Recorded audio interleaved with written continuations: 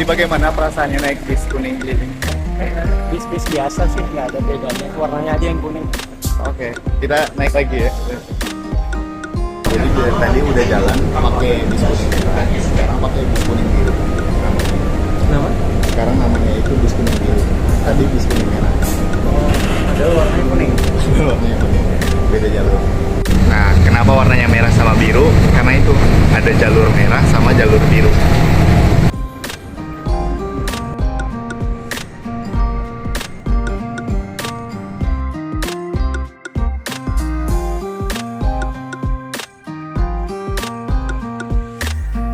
Bagaimana kesan dan pesannya setelah mengelilingi UI?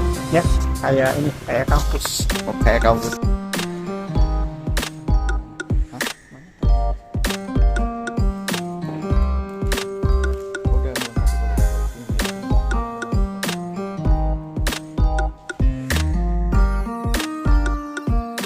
Oke, hai guys. Jadi udah lama nggak bikin video YouTube. Jadi sekarang aku mau ngebahas tentang tips dan trik berhubung sekarang udah mau UK ya. Jadi di sini ada teman aku, boleh perkenalkan dirinya, Bas?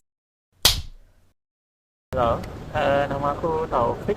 Sekarang udah apoteker, lulusan tahun ini di awal tahun. Jadi aku sesi UK yang pertama tahun ini. Jadi itu dia, ini teman aku waktu S1 dulu di Universitas Tanjung Pura dan sekarang dia udah apoteker duluan.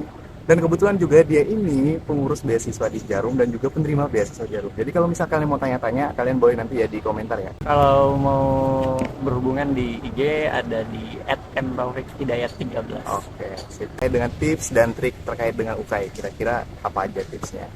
Kalau aku dulu ya, kalau cerita pengalaman, kalau sewaktu UKAI itu ada ngikutin les. Cuma sebelum les itu kita dari aku sendiri ada punya aplikasi kayak bank-bank soal gitu. Nah nanti biasanya teman-teman kalau dari kampus itu kemungkinan ada kayak ditawarin dari penyedia aplikasi gitu. Nah di aplikasi itu ada semacam materi, ada soal-soal. Nah aku di situ latihan-latihan soal. Jadi awalnya sebelum ada les itu latihan-latihan soal itu. Nah, dan itu juga cukup membantu dalam pengayaan materi. Jadi mungkin karena aku tipenya kayak learning by doing. Jadi latihan soal dulu. Misalkan jawab 10 atau 20 soal untuk di awal-awal, mungkin nanti naik tingkatnya 50 soal tiap harinya. Setelah dijawab, yang nggak tahu itu dipelajarin dulu materinya. Minimalnya mungkin bagi aku 10 atau 20 poin ya di atas nilai batas lulus untuk tryout karena di realisasinya di ujian sebenarnya kita nggak tahu bakal berapa nilai batas lulusnya. Jujur aku lah, kalau misalnya latihan masih batas lulus. Ya, Emang beda kalau yang ini beda ngasih tipsnya sampai 20 poin di atas lulus. Tadi udah nyinggung les juga nih kan. Nah, kira-kira sebenarnya les itu wajib nggak sih kalau misalnya kita mau les? Kan biasanya nih teman-teman itu karena pengen belajar merasa nggak maksimal jadi pengen les. Tapi kan kebanyakan les itu juga banyak yang mahal ya.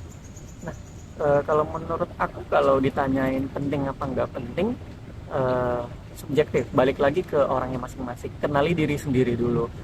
Tipenya yang seperti apa?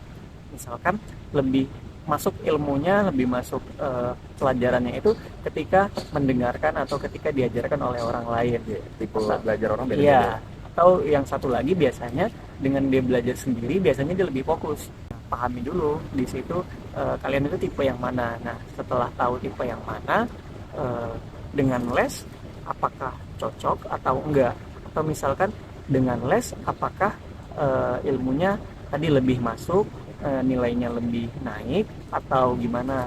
Tapi kalaupun misalkan kita belum tahu tipe kita yang mana, boleh aja dicoba dulu aja lesnya, mungkin cari yang terpercaya gitu. Tapi kan yang kalau terpercaya itu kadang-kadang tuh mahal gitu. Kira-kira ada nggak batas? Kalau misalnya kita nggak punya budget atau ada budget lah, kira-kira yang worth it itu les yang harganya berapa? Jujur aku aja les itu nggak mau ambil yang mahal-mahal. Di atas 500 aja aku udah mikir banget. Kan kebanyakan les untuk UK itu di atas 500 bahkan sampai 1 juta, mahal banget. Ya, kalau bicara budget berarti disesuaikan lagi masing-masing orang. Disesuaikan aja masalah itu worth atau enggak, kembali lagi. Tapi kalau mau cari rekomendasi ya riset dulu, maksudnya apakah benar les di sini ini bagus apa enggak. Mungkin tanya-tanya murid-murid sebelumnya yang les di situ, gimana nih tipe pengajarnya itu, bagus apa enggak, itu kembali ke diri masing-masing lagi. Berdasarkan budget itu ya sesuaikan dengan budgetnya masing-masing. Dari aku simpulin nih ya, jadi yang pertama itu kayaknya kita harus banyak latihan soal dulu. Harus tahu di mana kelemahan kita, materinya di mana, sama yang kita jagonya di mana. Jadi kalau aku sih kebetulan juga kayak gitu sih belajarnya. Jadi kayak latihan soal dulu, berapa soal, biasanya sih sehari misalnya 20, misalnya kan satu paket ada 100 tuh. Yeah. Jadi kan 5 hari satu paket selesai kan. Nah di situ baru lihat materi mana yang aku bisa, materi mana yang aku nggak bisa. Nah dari situ baru aku susun rencana belajar.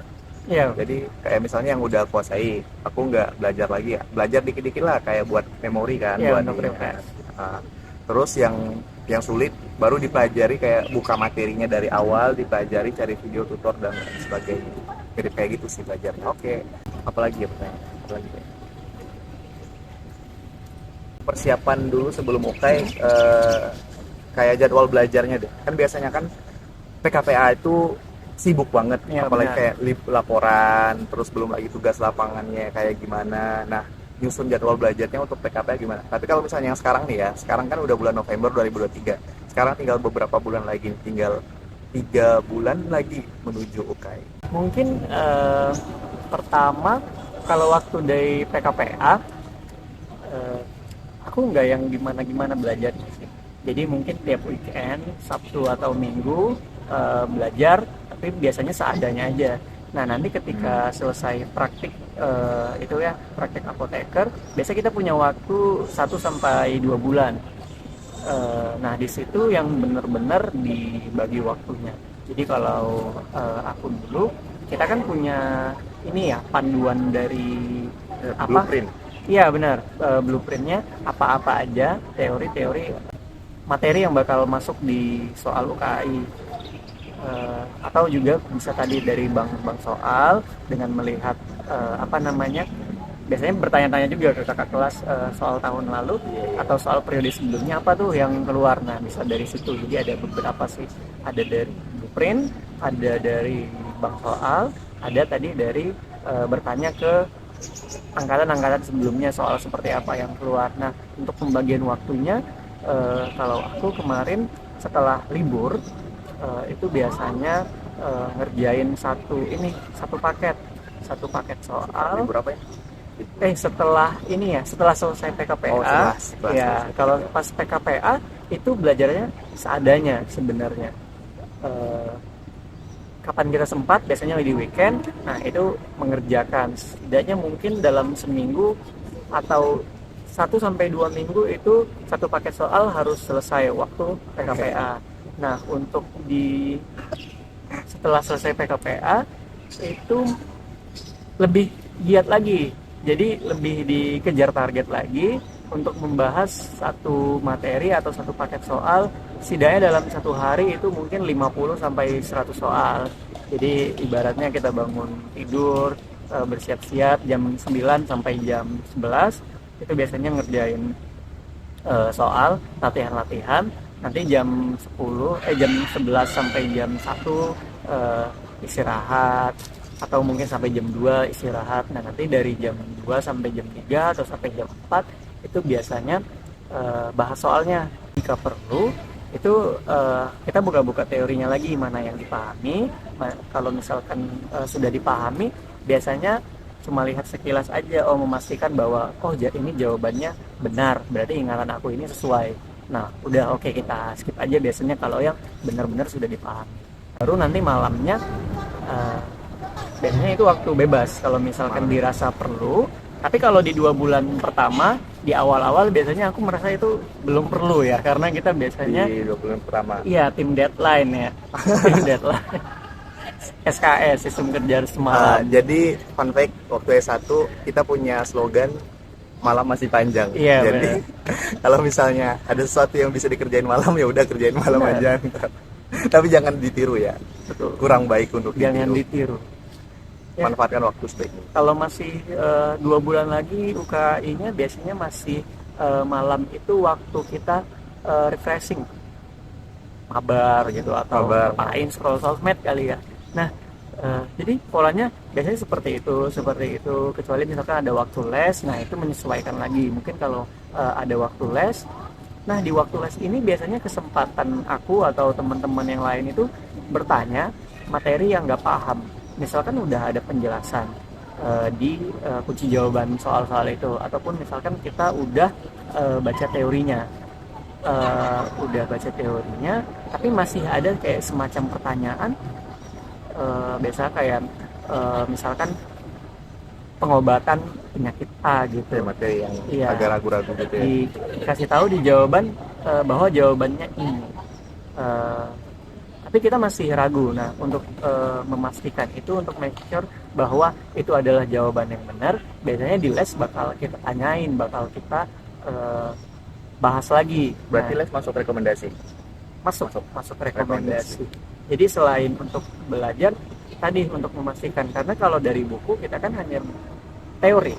Ketika kita les, kita kan dijelaskan, ketika kita nggak paham atau masih nggak paham, biasanya oleh pengajarnya pasti dibuat harusnya sampai paham dong, karena kita kan les kita bayar, tapi bukan berarti maksudnya semena-mena. Maksudnya di dalam itu kita diskusi, biasanya di dalam diskusi jadinya paham gitu. Nah, itu di les.